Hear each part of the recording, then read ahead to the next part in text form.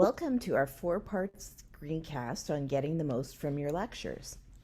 My name is Ruth Silverman and I'm a Learning Services Coordinator at the Student Learning Commons.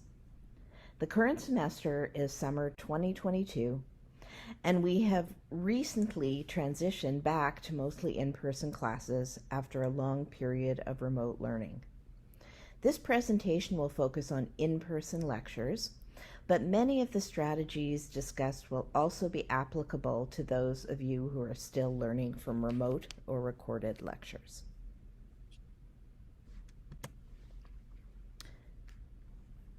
To start this screencast series in a good way, I would like to acknowledge that the campuses of SFU are located on the unceded territories of the Musqueam, Squamish, Tsleil-Waututh, Katzie, Coquitlam, Kakite, Kwantlen, Semiahmoo, and Tsawwassen peoples. It is important for SFU staff and students to recognize that we live, work, and play on unceded Indigenous lands. In this screencast, I will provide an overview of the most common types of classes offered at SFU and research on class attendance. Then in parts 2 through 4, I will share some strategies that you can use before lectures, during lectures, and after lectures to help you to get prepared, stay engaged, and review effectively. Most SFU students will have a mix of lectures, labs, and tutorials. Lectures are typically larger, and the professor will share knowledge with the class. Sometimes there will be opportunities for class participation. Tutorials give an opportunity for students to talk about the material and to understand it better. These are usually run by teaching assistants. In some departments, tutorials are mandatory, and there are attendance or participation grades. In other departments, they are officially optional, but it's always a good idea to attend them. They're for all students, not just those who need extra help or tutoring. In some subjects, you'll have labs where you practice skills hands-on. For example, you might complete an experiment for marks in a science course or work on listening and speaking skills in a language course. Finally, some courses, more commonly after first year, have seminars, which are a bit like tutorial sessions but are taught by the professor.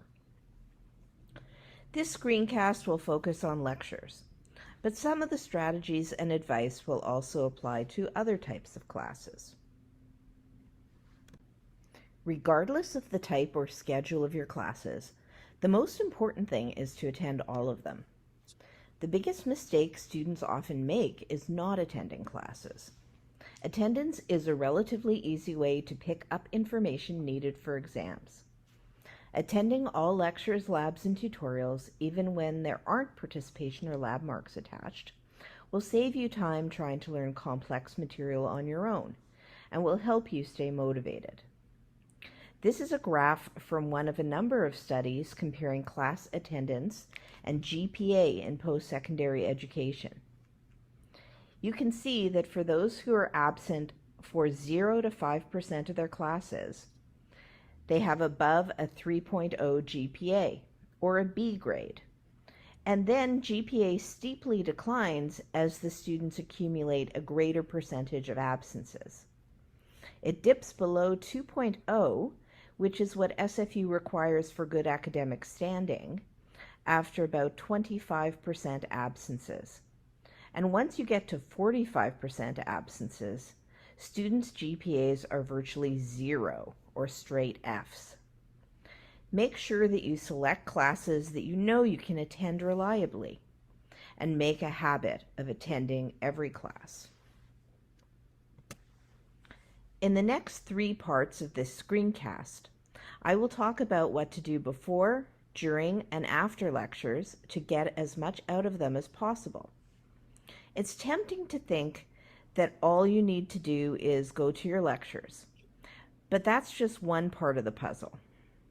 There are also strategies you can use before lecture to help prepare, during lecture to stay engaged and take good notes, and after lecture to help you review material.